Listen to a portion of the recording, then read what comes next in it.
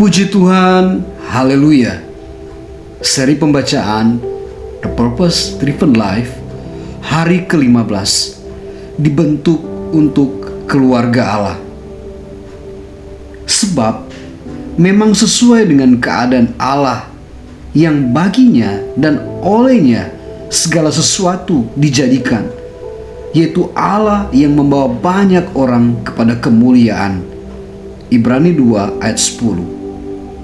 Lihatlah betapa besarnya kasih yang dikaruniakan Bapa kepada kita, sehingga kita disebut anak-anak Allah, dan memang kita adalah anak-anak Allah. 1 Yohanes 3 ayat 1. Anda dibentuk untuk keluarga Allah. Tuhan menghendaki sebuah keluarga, dan Ia menciptakan Anda untuk menjadi bagian darinya. Ini adalah tujuan kedua Tuhan untuk kehidupan Anda, yang telah dirancangnya sebelum Anda lahir. Seluruh Alkitab adalah kisah tentang Tuhan membangun sebuah keluarga yang akan mengasihinya, menghormatinya, dan memerintah bersama Dia untuk selamanya. Dalam kasih, Ia telah menentukan kita dari semula oleh Yesus Kristus untuk menjadi anak-anak-Nya sesuai dengan kerelaan kehendak-Nya. Karena Allah adalah kasih, Ia menghargai hubungan. Tuhan bersifat ingin mempunyai hubungan, dan Ia mengidentifikasikan dirinya dalam istilah-istilah keluarga: Bapa, Anak, Roh. Trinitas adalah hubungan dengan dirinya.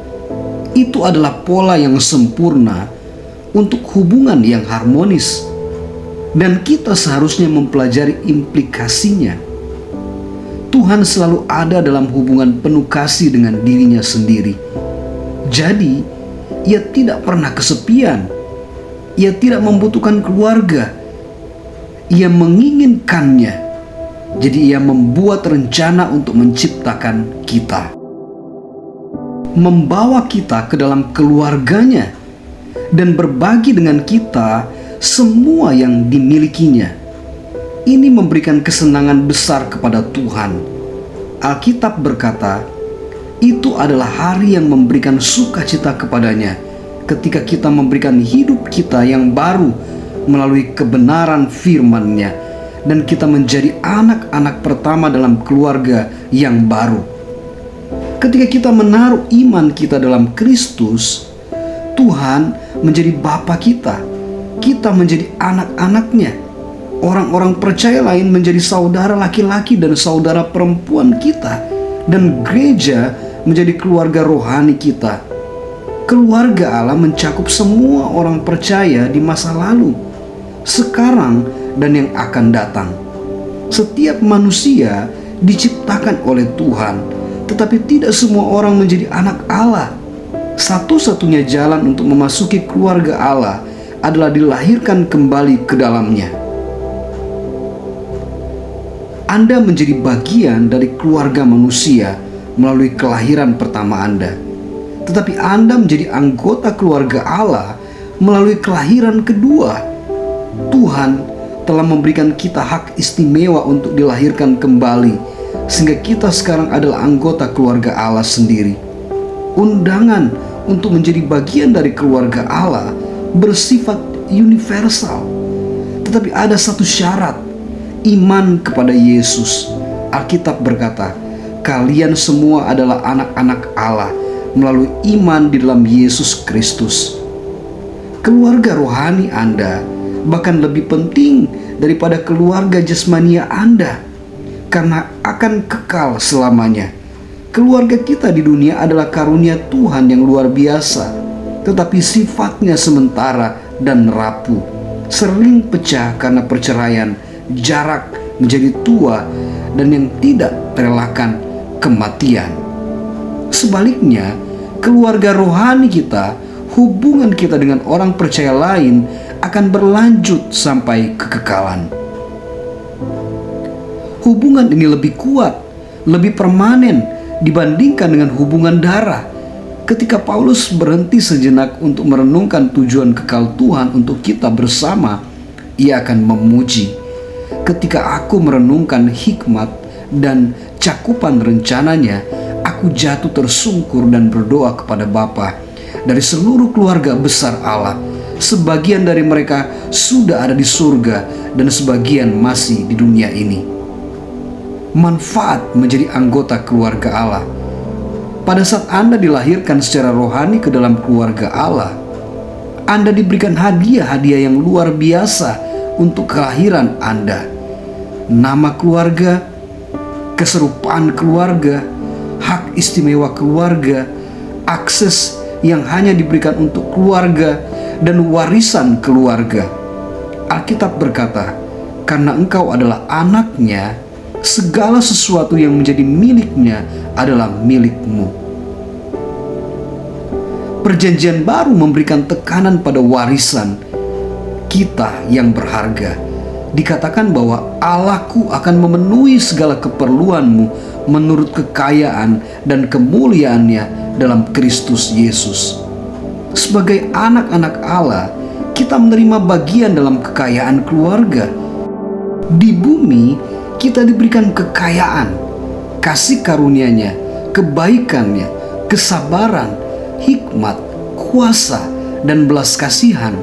Tetapi di dalam kekekalan, kita akan mewarisi lebih banyak lagi. Paulus berkata, aku ingin kamu menyadari betapa berharga dan mulia warisan yang telah ia berikan kepada umatnya. Tepatnya, apakah yang ada dalam warisan itu? Pertama, kita akan bersama-sama dengan Tuhan selamanya. Kedua, kita akan diubahkan sama sekali untuk menjadi seperti Kristus. Ketiga, kita akan dibebaskan dari segala rasa sakit, kematian, dan penderitaan. Keempat, kita akan diberikan upah dan ditugaskan lagi di posisi pelayanan. Kelima, kita akan menerima bagian dalam kemuliaan Kristus. Alangkah dahsyatnya warisan itu. Anda jauh lebih kaya dari yang Anda sadari. Alkitab berkata, Tuhan telah menyediakan suatu warisan yang tak ternilai bagi anak-anaknya. Warisan itu disimpan di surga bagi kamu, murni dan tak bercacat, tidak dapat binasa dan tidak cemar. Ini berarti bahwa warisan kekal Anda sangat berharga, murni, permanen, dan tak terlindungi. Tidak seorang pun dapat mengambilnya dari Anda. Warisan itu tidak dapat dihancurkan oleh perang, guncangan ekonomi, atau bencana alam. Warisan kekal tersebut bukan pensiun, adalah yang seharusnya Anda harapkan. Paulus berkata, apapun juga yang kamu perbuat, perbuatlah dengan segenap hatimu seperti untuk Tuhan dan bukan untuk manusia. Pensiun adalah sasaran jangka pendek. Anda seharusnya hidup dalam terang kekekalan. Baptisan mengidentifikasikan diri dengan keluarga Allah. Keluarga yang sehat mempunyai kebanggaan keluarga. Anggota-anggotanya tidak malu dikenali sebagai bagian dari keluarga itu. Sayangnya, saya telah bertemu dengan banyak orang percaya yang belum pernah secara terbuka mengidentifikasikan diri dengan keluarga rohani. Mereka seperti yang diperintahkan Yesus, yaitu dibaptis. Baptisan bukanlah ritual pilihan yang dapat ditunda. Itu menunjukkan bahwa Anda adalah bagian dari keluarga Allah. Itu secara terbuka mengumumkan kepada dunia, aku tidak malu menjadi bagian dari keluarga Allah. Apakah Anda sudah dibaptis? Yesus memerintahkan tindakan indah ini untuk seluruh keluarganya. Ia memerintahkan kita untuk pergilah, jadikanlah semua bangsa muridku, dan baptislah mereka dalam nama Bapa dan Anak dan Roh Kudus. Selama bertahun-tahun, saya tidak mengerti mengapa amanat agung Yesus memberikan bobot yang sama pada baptisan seperti pada penginjilan dan pemuridan. Mengapa baptisan begitu penting? Kemudian saya sadar bahwa itu adalah simbol dari tujuan kedua Tuhan untuk kehidupan Anda. Partisipasi dalam persekutuan keluarga Allah yang kekal. Baptisan syarat dengan arti. Baptisan Anda adalah deklarasi iman, keterlibatan dalam kematian dan kebangkitan Kristus, simbol kematian dari kehidupan lama Anda. Pengumuman kehidupan baru Anda di dalam Kristus. Itu juga adalah perayaan status Anda sebagai bagian dari keluarga Allah. Baptisan Anda adalah gambaran fisik suatu kebenaran rohani. Itu melambangkan apa yang terjadi ketika Tuhan membawa Anda ke dalam keluarganya.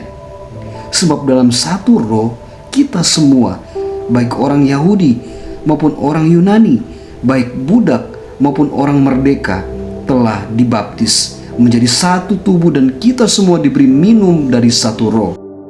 Baptisan tidak membuat Anda menjadi anggota keluarga Allah, melainkan iman di dalam Kristus. Baptisan menunjukkan bahwa Anda adalah bagian dari keluarga Allah. Seperti cincin pernikahan, itu adalah pengingat dari komitmen yang ada dalam hati Anda.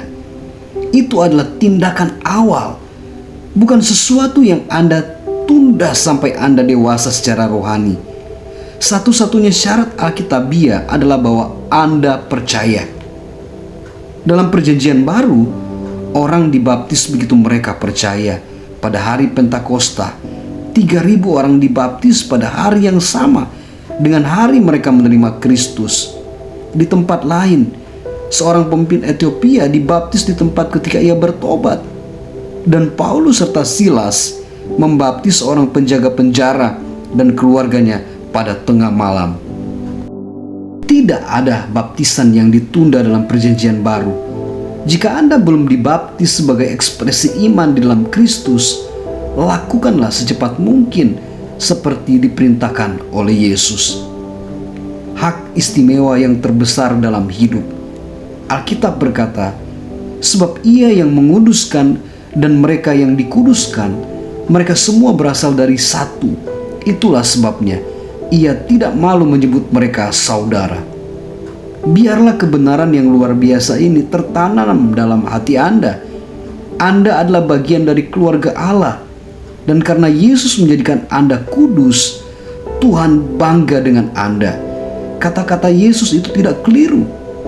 Lalu katanya, sambil menunjuk ke arah murid-muridnya, ini ibuku dan saudara-saudaraku. Sebab siapapun yang melakukan kehendak Bapakku di surga, dialah saudaraku laki-laki, dialah saudaraku perempuan, dialah ibuku. Masuk ke dalam keluarga Allah adalah kehormatan tertinggi dan hak istimewa yang luar biasa yang dapat kita terima. Tidak ada yang sebanding dengan itu.